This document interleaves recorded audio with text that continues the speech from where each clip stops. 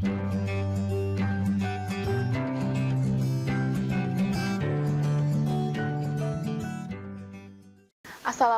warahmatullahi wabarakatuh. Bertemu lagi dengan saya, Reza Rezdiana, dalam pembelajaran IPA.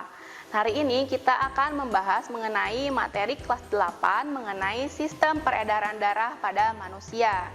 Nah, sistem peredaran darah terdiri dari darah dan alat peredaran darah, di mana alat peredaran darah itu terdiri dari jantung dan pembuluh darah. Nah, berdasarkan pembuluh darahnya, peredaran darah makhluk hidup dibedakan menjadi peredaran darah terbuka dan peredaran darah tertutup. Nah, peredaran darah terbuka adalah peredaran darah yang tersebar ke seluruh tubuh keluar dari pembuluh darah. Sedangkan peredaran darah tertutup adalah peredaran darah dari jantung ke seluruh tubuh dan kembali lagi ke jantung dan selalu berada dalam pembuluh darah. Berdasarkan jarak putarannya, peredaran darah dibedakan menjadi peredaran darah kecil dan peredaran darah besar. Peredaran darah kecil adalah perputaran darah dari jantung ke paru-paru lalu kembali lagi ke jantung. Sedangkan peredaran darah besar adalah perputaran darah dari jantung ke seluruh tubuh dan kembali lagi ke jantung. Nah, selanjutnya mengenai darah. Nah, darah merupakan salah satu dari komponen dalam sistem peredaran darah. Darah tersusun atas dua bagian, yaitu plasma darah sebanyak 55% dan sel-sel darah sebanyak 45%. Nah, perbandingan pembagian yang padat dan cair ini disebut dengan nilai hematokrit. Nah, nilai hematokrit bervariasi, normalnya adalah 40-50% pada pria dewasa, 35-45% pada wanita dewasa, dan 35% pada anak-anak di atas 10 tahun, serta 40-60% pada anak-anak. Nah, nilai hematokrit dapat mencerminkan volume total eritrosit. Oke, selanjutnya mengenai plasma darah. Plasma darah adalah cairan darah, terdiri dari 90% air dan 8% zat-zat terlarut. Di mana 88% itu berupa protein yang terdiri dari albumin, hormon, globulin, protombrin, dan fibrinogen, serta 0,9%-nya berupa mineral seperti NaCl, natrium bikarbonat, dan kalsium, fosfor, magnesium, dan besi, serta 0,1% berupa bahan organik seperti glukosa, lemak, urea, asam urat, asam amino, enzim, dan antigen. Protein yang larut di dalam darah disebut protein darah. Nah, tadi dikatakan bahwa darah tersusun atas sel darah dan plasma darah. Nah, sel darah yang pertama adalah sel darah merah atau disebut juga eritrosit. Eritrosit berfungsi untuk mengangkut oksigen. Eritrosit memiliki bentuk yang pipih, cekung di bagian tengahnya atau disebut bikonkav, dan tidak berinti. Setiap 1 mm kubik darah mengandung kurang lebih 5 juta eritrosit. Eritrosit mengandung hemoglobin atau disingkat Hb, yaitu suatu senyawa protein yang mengandung besi. Selanjutnya adalah sel darah putih atau leukosit. Leukosit berfungsi untuk membunuh bibit penyakit dan membentuk antibodi. Leukosit bening, tidak berwarna, dan berbentuk tidak tetap seperti amoeba. Setiap 1 mm kubik darah terdapat 8.000 leukosit. Leukosit memiliki 5 macam bentuk, yaitu monosit, limfosit, basofil, eosinofil, dan neutrofil. Nah, berikut ini merupakan pembagian dari leukosit, di mana ada yang glanular, memiliki granula, dan agranular atau tidak memiliki granula, di mana agranular terdiri dari limfosit dan monosit, sedangkan leukosit yang memiliki granula itu terdiri dari basofil, neutrofil, dan eosinofil. Selanjutnya adalah keping darah atau trombosit. Trombosit berfungsi untuk pembekuan darah. trombosit berbentuk kecil dan tidak teratur dan tidak berinti. Dalam 1 mm kubik darah terdapat kurang lebih 250.000 trombosit. Nah, trombosit memiliki enzim yang disebut dengan trombokinase. Apabila kita terluka dan darah keluar, maka trombosit akan pecah. Kemudian enzim trombokinase keluar dari trombosit. Karena pengaruh ion kalsium di dalam darah, enzim trombokinase akan mengubah protrombin menjadi trombin. Trombin akan mengubah fibrinogen menjadi benang-benang fibrin. Nah, benang-benang fibrin menyebabkan luka tertutup dan mengeluarkan darah dan tidak mengeluarkan darah terus-menerus. Kemudian protrombin adalah senyawa protein yang dibentuk di hati dengan bantuan vitamin K.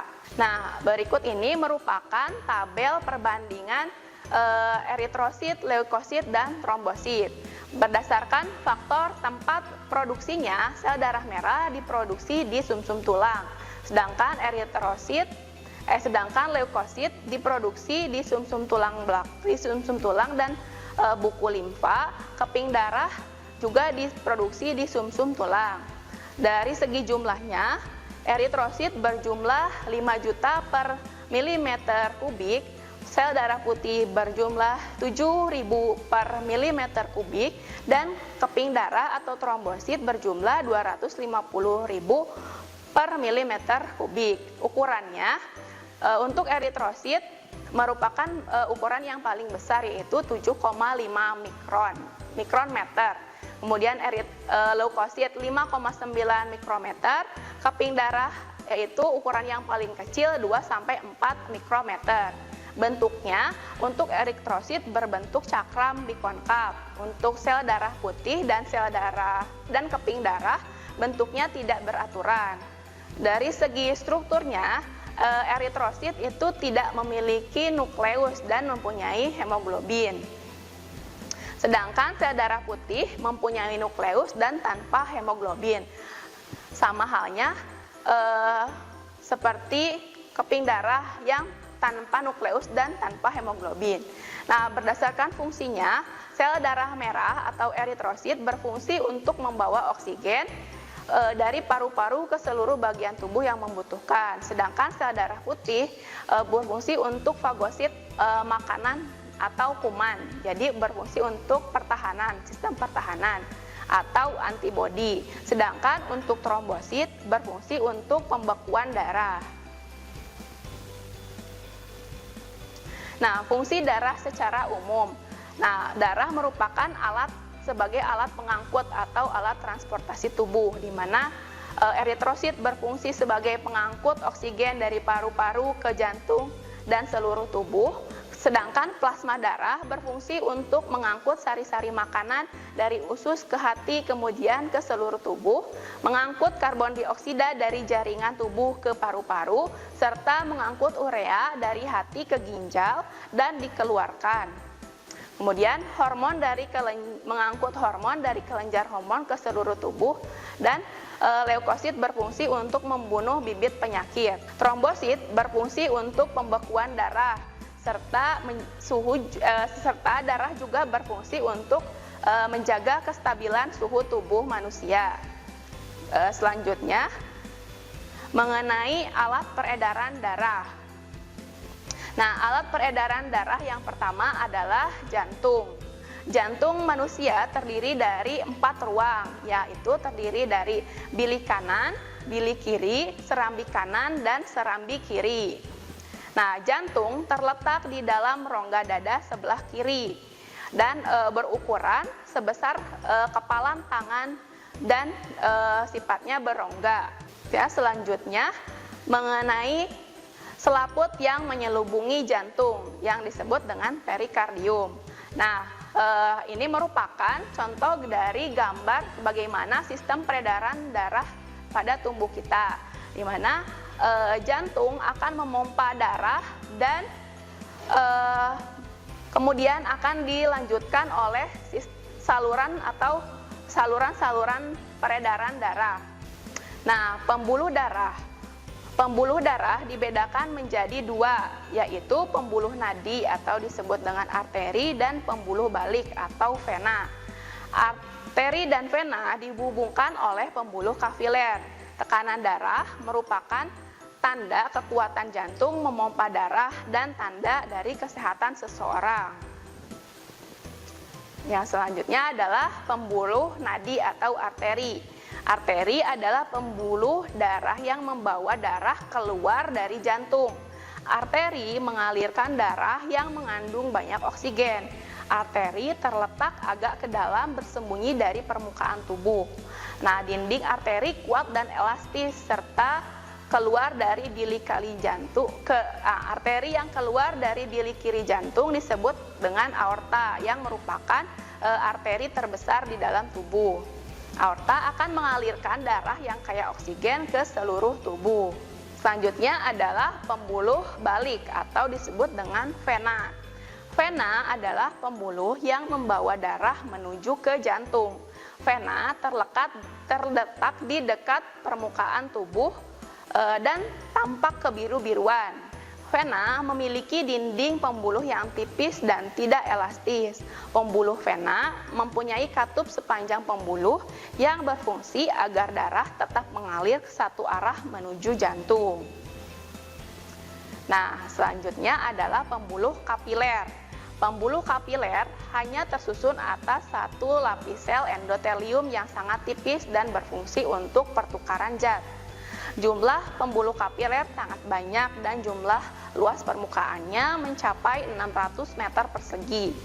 Pembuluh kapiler berhubungan langsung dengan sel-sel tubuh dan jaringan untuk menyalurkan oksigen dan zat-zat makanan. Selanjutnya, karbon dioksida, air, dan sisa-sisa pembakaran diambil untuk diangkut ke paru-paru dan alat pengeluaran lainnya. Nah, sistem penggolongan darah. Nah, sistem penggolongan darah salah satunya adalah sistem penggolongan darah AB, di mana sistem penggolongan darah AB0 ini terdiri dari golongan darah A, B, AB, dan O atau 0. Nah, orang yang memberikan darah disebut dengan donor, sedangkan orang yang menerima darah disebut dengan resipien. Darah dapat menggumpal karena adanya agglutinogen dan agglutinin. Agglutinogen adalah zat protein darah yang dapat digumpalkan oleh agglutinin. Nah, ada dua macam agglutinogen, yaitu agglutinogen A dan agglutinogen B. Sedangkan agglutinin adalah zat protein darah yang dapat menggumpalkan agglutinogen. Ada dua jenis agglutinin, yaitu agglutinin A atau anti zat A dan agglutinin B atau disebut dengan anti zat B. Nah, sistem penggolongan darah ABO, di mana golongan darah O tidak memiliki agglutinogen tetapi memiliki agglutinin berupa anti A dan anti AB. Kemudian untuk golongan darah A itu memiliki agglutinogen A dan memiliki agglutinin anti B. Nah, untuk golongan darah B memiliki agglutinogen B dan memiliki agglutinin A. Untuk golongan darah AB memiliki agglutinogen A dan B dan tidak memiliki agglutinin. Selanjutnya adalah kelainan pada sistem peredaran darah. Yang pertama adalah anemia. Anemia ini merupakan kekurangan sel darah. Kemudian ada leukemia atau disebut dengan kanker darah. Kemudian ada hemofili di mana darah sukar untuk membeku. Yang keempat ada hipertensi, yaitu tekanan darah yang terlalu tinggi. Yang kelima adalah arteriosklerosis, yaitu pengerasan pada pembuluh darah. Kemudian ada wasir atau hemoroid, kemudian ada varises dan penyakit kuning. Nah, kemudian ada teknologi yang berkaitan dengan sistem peredaran darah. Nah, yang pertama adalah golongan darah dan pengujian keturunan. Nah, jadi darah ini mengandung dapat dilihat genotipnya sehingga dapat dilihat sistem pengujian keturunan. Kemudian opsi untuk teknologi operasi jantung dan pembuluh darah, untuk transplantasi jantung, serta saat ini sedang dikembangkan untuk adanya jantung buatan. Nah, demikian materi mengenai sistem peredaran darah pada manusia.